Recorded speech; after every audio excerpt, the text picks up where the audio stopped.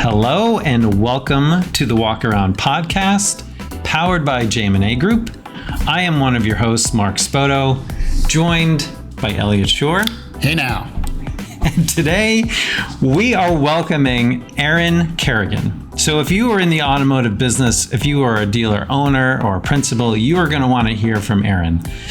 She is, if you don't know who she is the managing director of Kerrigan Advisors, which she founded in 2014. They're coming up on their 10-year anniversary. And their group is the leading sell-side advisor to automotive dealers and buy-sell transactions in the U.S. Since the firm was founded, they have sold over 200 dealerships, including more of the top 150 than any other firm, and that represents over $6 billion in transactions. So clearly, she knows the business. She's got a unique pulse on what's happening in the market, both from a retail perspective and just sentiment among dealers. Yeah, I mean, automotive, unlike any other business in the United States, is one of the most dynamic businesses that someone can own or work or be a part of. And, Erin, we learned, certainly has her finger on the pulse. And I think the biggest, most interesting thing was talking about the new part of the Kerrigan report, which the trust index. That was interesting. The trust index was very, very interesting, and trust as it relates to franchise values. Yeah, very interesting conversation. This was a great interview. I hope you enjoy it. Let's take a walk around with Erin Kerrigan. Well, welcome, Erin Kerrigan, to the Walk Around podcast. It is so great for you to join us. Thank you so much. Thank you so much for having me. I appreciate it. Well, we're excited because, I think it's an understatement to say you are an authority on the automotive retail business. So we consider it an honor to be able to talk to you and gain some insights to share with our audience. Yeah, and I would say that the buy-sell market these days is just fascinating. Absolutely. In the sense that, we're coming off of this, sort of record profits for the dealers coming off of the pandemic and inventory shortages. And, and I think, the question on everyone's mind, and is what is, maybe we'll go right to, the future and start there. But let's start there. What does 2024 hold, for dealer valuations? Obviously my crystal ball isn't perfectly clear because I wouldn't have expected 23 to be what it was if you'd asked me a year ago.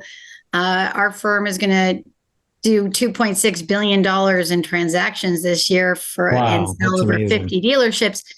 I did not expect that going into 23 for obvious reasons. We were in a rising interest rate environment, and yet, it was a record year, certainly or will be a record year for our firm, but and the industry. We're tracking to over 400 transactions in 23. So what happens in 24?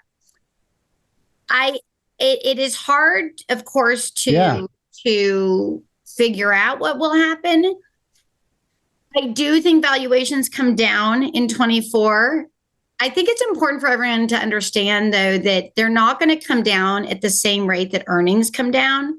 And I say that in that the valuations we experienced in 21 and 22 never really, buyers were not valuing businesses in 22 based on peak earnings. They always assumed a normalization. So the level upon which earnings rose was not the same level upon which valuations rose. In the same regard, as valuations come down, as earnings come down, valuations are not tracking at the same decline level because they never rose at the same peak level either. Buyers always buy businesses, and this is in any business, based on future expected profitability. Sure. And so almost every transaction was taking into account a normalization of earnings. So the normalization process that we are currently experiencing, where earnings are coming down, has always been baked into valuations, even in 21 and 22, when earnings were astronomical. Buyers were still saying, okay, I'm going to value this business on where I think we're going to normalize. And so I think that's a really, really important concept for everyone to understand. And that's why we don't see valuations coming down very much, but we didn't see them go up as high as earnings went either. That's interesting. Mm-hmm. So when you talk about viewing it in terms of normalizing, what is the timeline for normalizing? So if someone's valuing a dealership at a certain level and they're putting an offer in, are they basing that on normalizing over 1 to 2 years or the next 5 years? Where does that fall out? And, that's a great question. And that's exactly where the challenge is. It depends on the eye of the beholder, right? And where are earnings going to normalize and when are they going to normalize? So many are starting to think that 23, 24 will be a normalized year, with the concept of what is the new normal. Right. The new normal is a business that has many fewer employees. If you look industry wide, the employee count per dealership is about 20% lower than it was pre-pandemic. So inherently a more efficient business. Now, mind you, those employees are more expensive, right? We do have inflationary impact on our business model. So there is some offset to the fewer employees in that they are more expensive employees. So that's one aspect of normalization on the expense structure side. Now, the other question is, of course, normalization on the gross profit per vehicle side.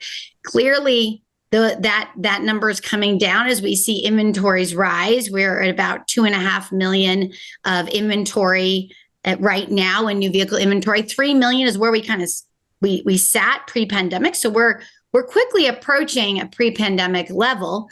That being said, we are also approaching closer to the pre-pandemic norm of the 16 to 17 million SAR, which we're not there yet, but that's coming. And as we see volume increase, that's going to counterbalance some of the gross profit declines. And many do predict that we're not going to quite hit the pre-pandemic gross profit per vehicle that we had in 19. We're gonna retain some of this margin that we gained during the pandemic, because we ultimately will, it is expected, not get to the 90-day supply of new vehicles that we got to a point where we're almost averaging that for many franchises. And there is an expectation of some discipline on the part of the OEM. Now, the equation that is the real monkey wrench in all this prediction is EVs. Right.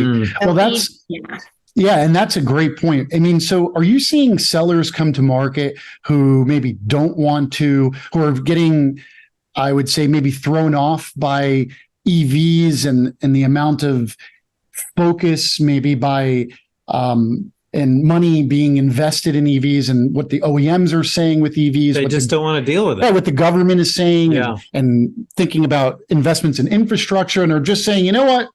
Been a good run. Yeah. Time to pass this on to someone else. It's almost it requires a reinvention of their business. Totally. Right. So are some people using that as a spark to, and on the flip side, do you see new buyers coming to market that are all in on EVs and saying, this is the future, let me get in on it now?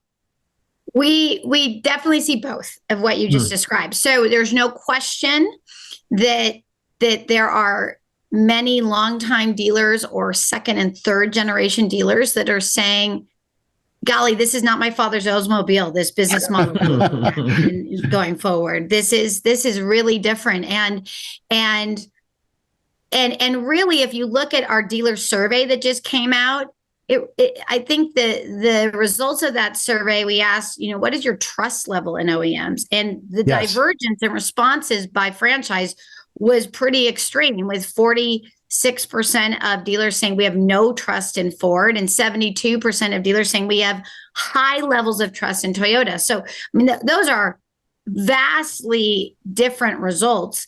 And I think they really speak volumes to just with the changing that's going on. There's a lot of concern and skepticism about what on earth are these OEMs doing with this EV policy and our government. I mean, the OEMs are not, they have some requirements. So, but there's just a lot of concern about creating a business model that just doesn't work, as evidenced by the lack of consumer demand for EVs.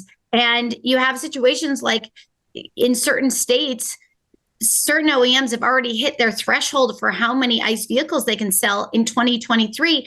And literally their dealers can only sell ICE vehicles, which are not, only sell EV vehicles, which are not selling. Right. And so they are, I mean, it's going to be a very crazy period. So that is definitely prompting some dealers who say, this is not what I have signed. I don't want to sign up for re-engineering my whole business model. Right. And I hope that the OEM gets it right. And it's not that the jury's out on that.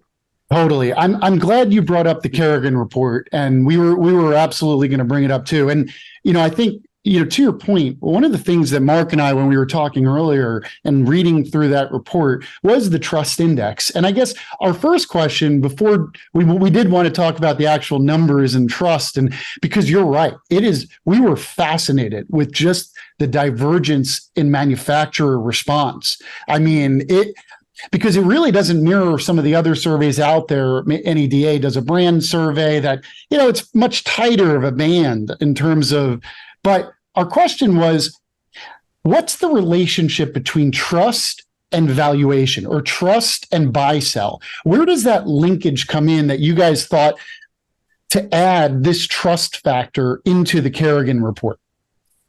There is such a direct linkage between that question and valuation. I will share with you right now, the value of a Toyota franchise just continues to rise, because if I'm a dealer and I love being a dealer, where am I going to put my capital where I have confidence that I will continue to get a return on my investment? Right. And it's in the franchises that you have trust in. So it's not just Toyota, it's Subaru, it's Porsche. I mean, these franchises that have continued to show that and Honda, that they know how to run a model that's not only successful for them, but it's successful for their dealers. That's where capital is flowing. And it's just like any economics 101 course that we all took.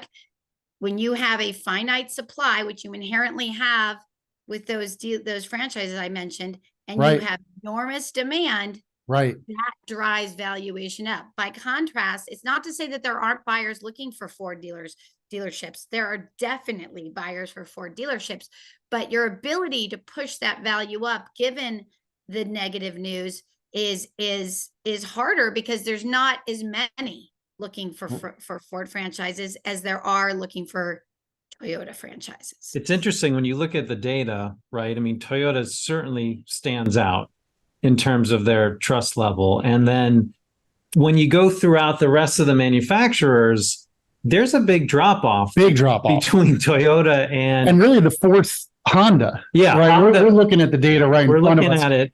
Honda is the number 4th most trusted brand in the survey at 36%. At 36% compared to Toyota at 72%. I mean, it just drops off a cliff. And then you've got a lot of people on the list with a moderate level of trust, right? So is that just a natural skepticism on the part of dealers, do you think, or what's behind that?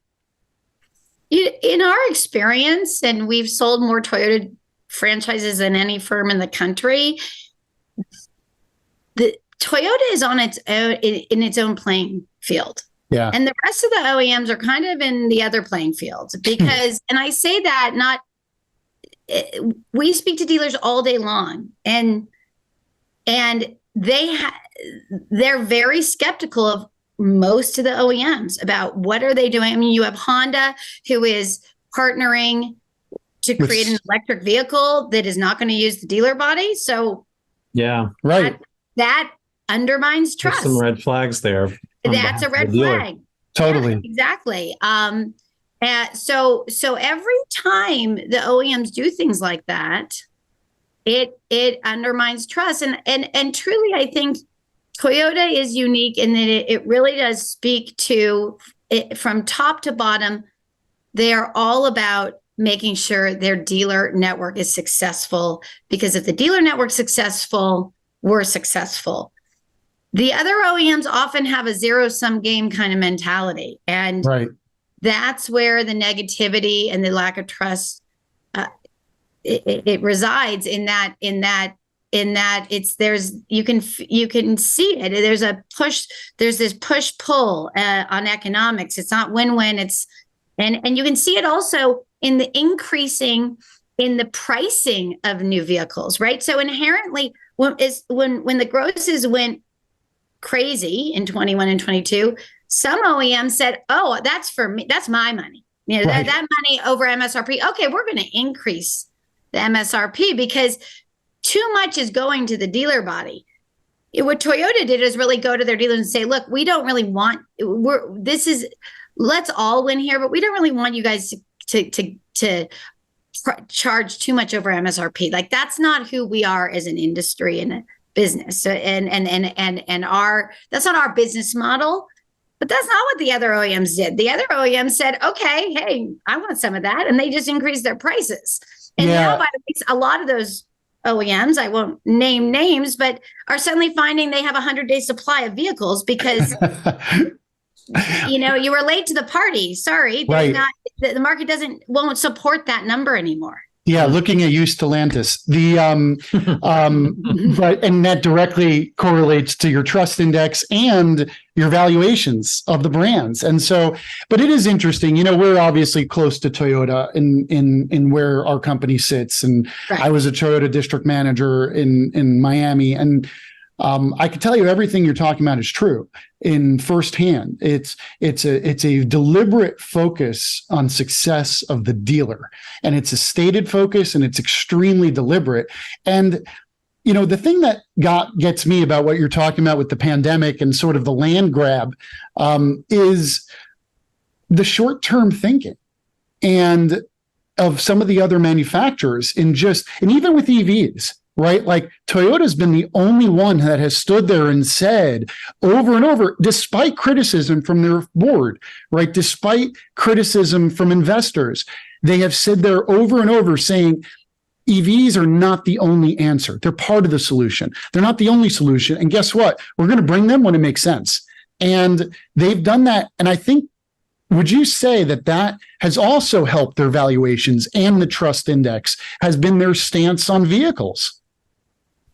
I do think so. I do think that they were willing to fight the good fight and state what is clearly evident today in the marketplace, which is that not only is our infrastructure not there, but it's also just really bad policy from our geopolitically for us, because we don't control the minerals that go into batteries, and we have tremendous access to fossil fuels that don't need to be used abundantly, but can be used in a increasingly smaller amount while we use hybrids. And so and that is a greener solution that I think they really are saying what needs to be said. And I'm hoping that some of our elected officials start seeing that, the marketplace is clearly not ready for EVs, and the cost and the environmental impact of building out the infrastructure is significant, and it's not going to be very green. So it is my sincere hope that everything that Toyota has said and done, as evidenced by their success relative to those that have jumped right into the EV bandwagon, that Toyota success helps us to turn back the clock a bit on some of these very aggressive government mandates. And, it's interesting. One of the hidden sort of success of Toyota that I can speak to directly is that when you have a confident dealer body, they invest more in their facilities. They spend more on advertising, and it feeds this animal that just it seeks to work in harmony, because when you have an unconfident dealer body, which I'm sure at times as you're going through buy sells and manufacturers are making demands on facilities, well, if you're not confident in what that brand is saying, are you really going to be confident in laying out millions of dollars to support their brand? That's exactly right. And I think that one of the things, we did another survey of the OEM executives, and what was really disturbing about the results of that survey is the OEM executives, we had over 100 senior executives respond across all OEMs. And they said, look, we think there's a chance agency model comes. We think some percentage of them said that. Some percentage of them, over around 17% said, I expect that the OEM is going to own the data and the customer data and the customer relationship. 17% said it's going to be only us. You guys aren't going to have any. You're just going to drop cars off. Wow. And around 60% said we're going to share that relationship, whatever that means. So, you have these, and then others said we're going to go to non-negotiable pricing. Like a very small percentage, minority of the OEM executives interviewed said we're going to continue to price the way we price vehicles where dealers have pricing power and dealers are effectively making the market. So you have all these announcements, and yet they expect the cost of the facilities to go up on dealers. So that doesn't make any sense. That doesn't make sense that they're saying, oh, you're just going to be a delivery service. And, oh, by the way, we're going to go all EV, which requires very little service. And you're going to have very fewer cars on your lot. But, you're going to spend a lot more money on your real estate. Well, who's going to sign up for that? Yeah, so sign me up, right? Like, right. Sounds like a dream. Kind of a mixed message. If I could, would you? Yeah. Now, I will share with you that one of the things that we find pretty interesting is that buyers here to date have not really baked in the assumption that fixed operations as a business segment is going to be a declining revenue business, which speaks to me. And then we're talking about the largest national buyers, the major consolidators, which speaks to me that, again, I believe markets are efficient, and I think the market is saying, look, we don't think this is going to change anytime soon. There are going to be a lot of a lot of ICE vehicles. Totally. Absolutely. To service for years to come.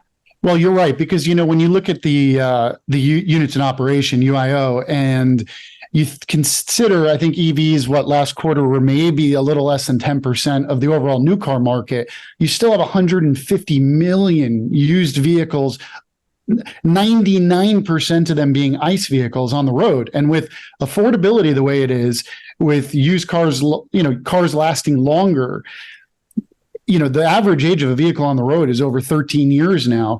It plays exactly, I think, into what you're talking about. It's going to take a long time for EVs to really make a dent in the fixed ops business. But, it's interesting. I think Hertz came out the other day and was saying, I think initially they said they had a whole fleet of Teslas, and now admittedly Tesla's doing some stuff with their pricing, but right. But they did say it's maybe not as cost efficient as they once thought it was to service the EVs. But all right, let's switch gears. So, Erin, I think we wanted to talk to you also about being an entrepreneur, because so many dealers have that skill naturally among them, and there's probably some of our listeners who are part of a group or have been in the automotive business for a long time and maybe are thinking about doing something on their own. So you were kind of the model for that. You worked many years in this business of buy sells and then decided to start your own thing. What led you to that, and kind of what are some pitfalls or some things you would suggest to others who are thinking about going out on their own? Oh, wow. So, for me, I started writing for Dealer Magazine in around 2009, and I would write about finance and buy sells and valuation and private equity and auto retail. And And then I started speaking. I also started speaking at the NADA convention. I'd never given a speech in my life. And I did a speech on the credit crisis in 2009. And I was terrified, but it turned out that I had a knack for speaking and really was building my own brand, if you will, in that I was speaking and people were coming up to me. And that's when I really realized there was an opportunity to start my own firm with my team and build a firm that really was quite different from the brokerage model you see out there. And we are unique in that we only represent sellers.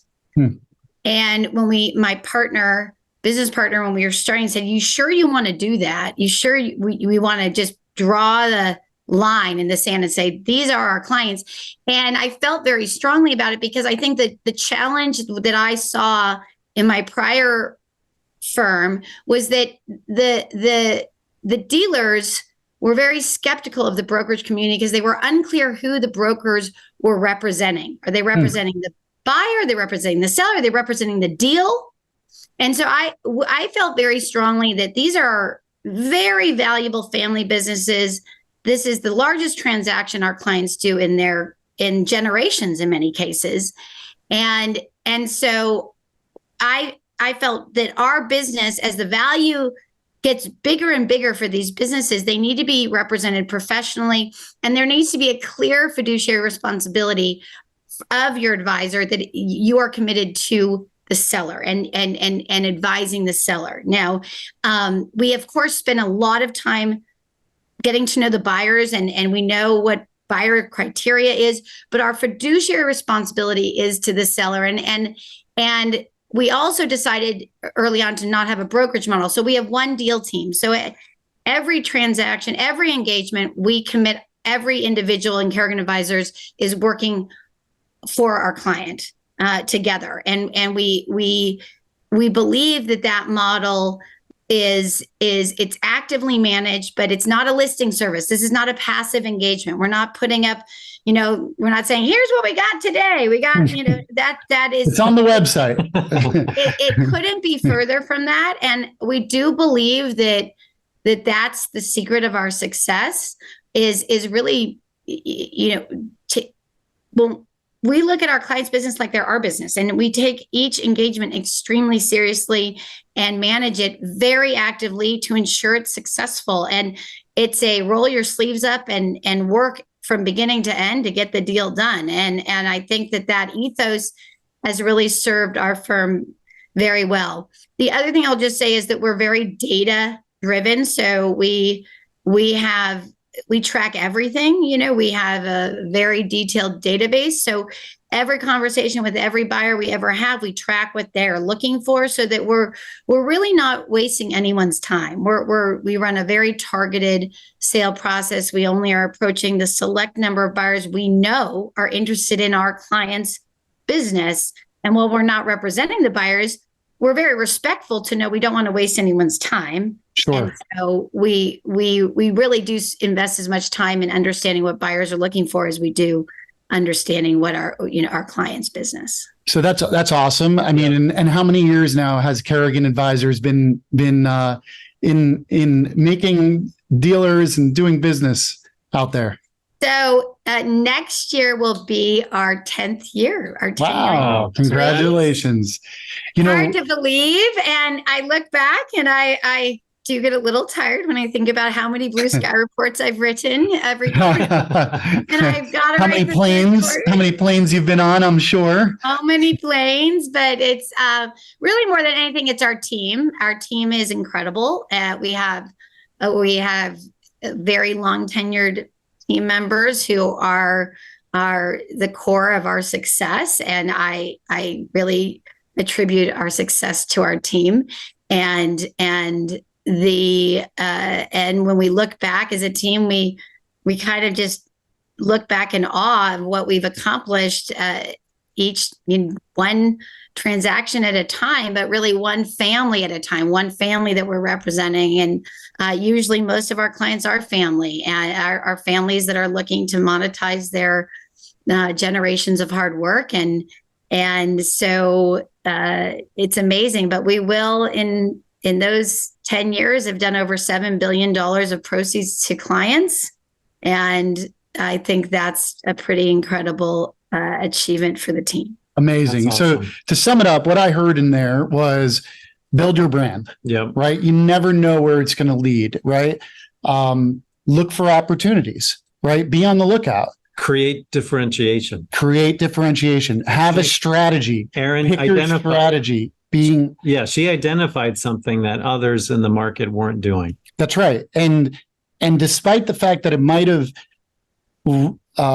reduced the commercial viability of the business at the beginning, you believed in the long-term path, that it was the best thing. And the last thing that I heard over and over was focus on your customer, right? Focus on providing value to your customer, and the rest will take care of itself. Yep. So a lot of what you said, that's great advice in there for anybody. Anyone starting a business. Absolutely. So, Erin, we're going to pivot again to our final segment of the walk around. We refer to this as a Schor Thing. You may have heard about it. Maybe you haven't. But the premise of it is Elliot here has some hot takes and opinions on things going on. And we will ask you as our guest to validate his thoughts and tell us, is it a Schor Thing or not a Schor Thing? Please be brutally honest. He can take it, and we enjoy watching him squirm. We, as in Mark, enjoys watching me squirm. So yeah, we'll dive right into it. And we touched on some of this, but we didn't talk about. We talked about valuations for 2024. We didn't talk about volume or number of transactions. And I have a firm belief that the number of transactions in 2024 will go up significantly higher than a already robust 2023 market. As the market tightens, as profits come down, I think you're going to see some sellers dive in that may be worried that they missed their time. And so I believe that it's a sure thing that the number of transactions in 2024 will rise compared to 2023. Sure thing or not a sure thing? Not a sure thing. Oh no! see the delight in his face on here. I also love that he was so quick to tell us, refute your Schor Thing. Tell us more. Tell us why. The reason I don't think transaction activity is a sure thing to rise next year is because I do agree with you that more sellers will come to market, but I think valuation expectations are going to be high, and I think buyers, because their earnings are also coming down. Remember, whoever's buying a dealership is also a dealer.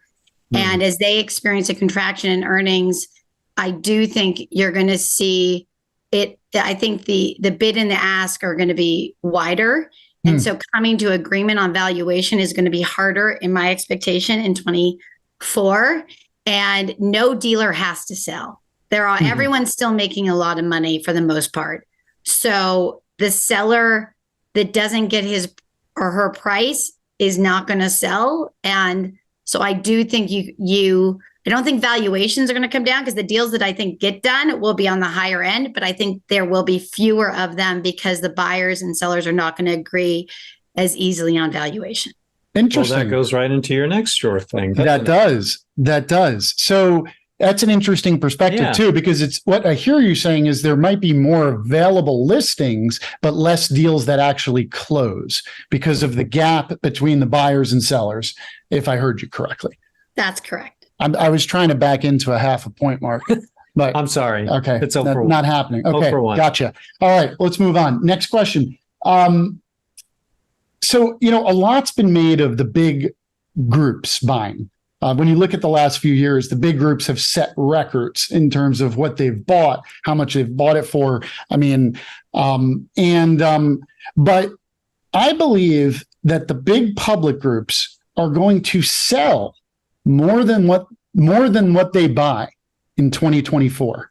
Sure thing or not a sure thing? Not a sure thing. We're ending on a high note. This is really fun. You are back. 0 for 2. You see the publics continuing to just grow and grow. It's not that, Elliot. I think a lot of their decisions to divest versus acquire, if you look, it's very much driven by their stock price. So where their stock price is headed in 2024, I have no idea, but it's certainly not a sure thing that they're going to divest more than they're going to buy. I love the conviction. Love it. So yeah, I do not think it's a sure thing. I think, who would have thought in 23 that 5 of the 6 new car dealers that are public would have hit all-time record stock prices when we had interest rates rise 2,000%. That is fascinating. True. And so, and what we typically see, like the Coons transaction that we're representing on, which is the 3rd largest transaction in industry history and the most ever paid for a regional dealership group. In that transaction, I mean, those don't happen unless the stock market is amenable to these companies such that these deals are accretive to earnings. And if you look at when the publics divest, it's typically when they can get a higher value in the market than what their stock price is trading. So it's a no-brainer to sell off franchises, because that too is accretive to earnings for them. If they can sell a dealership at a higher multiple than their stock is trading at, which that happens in our industry.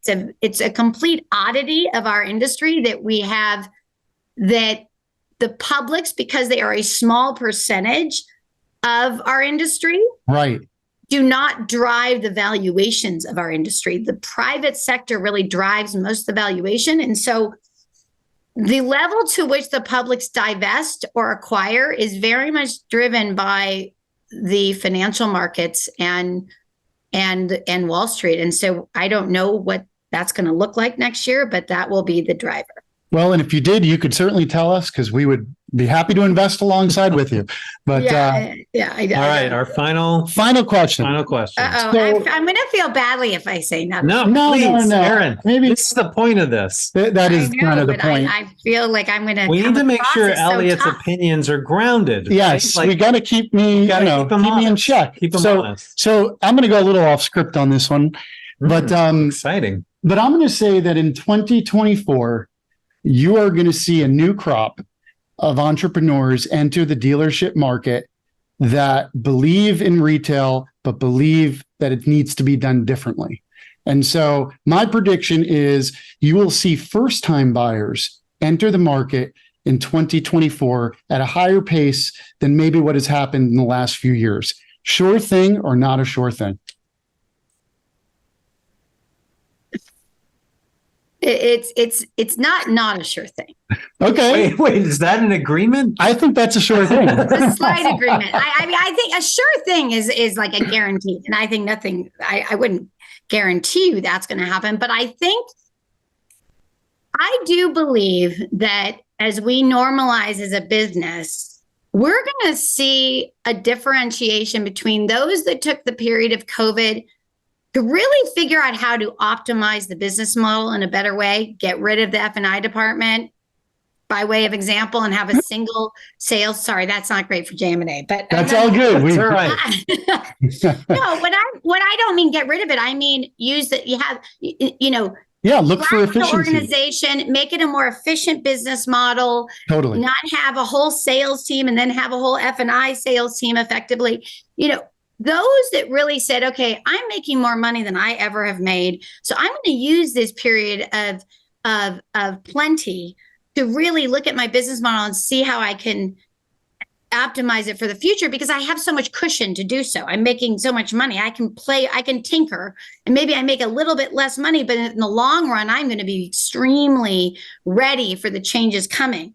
And I do think that our industry has a lot of opportunity to reduce the expense structure that is quite high to sell a vehicle.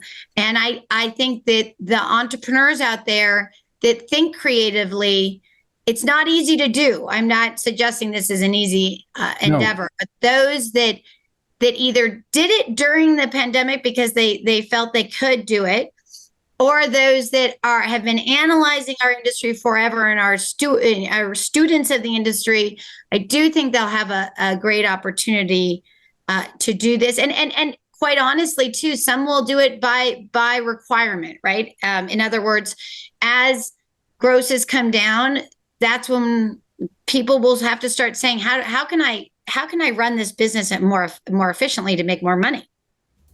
Totally. Well, I will tell you on number 3, near and dear to my heart, and I hope to make sure that Schor Thing happens. So, Erin, we can't thank you enough. It's been a pleasure. So insightful. I think there's a ton for dealers to pay attention to in this conversation, and we just really appreciate you taking the time to join us. Well, thank you, Mark and Elliot, for having me, and thank you, JM&A, as well. Thank you so much for listening to us on The Walk Around. This podcast is produced by the team at the JM&A Group. Special thanks to Caitlin Swanson, James Gahn, and Michaela Gerritsen for helping us produce this episode and others.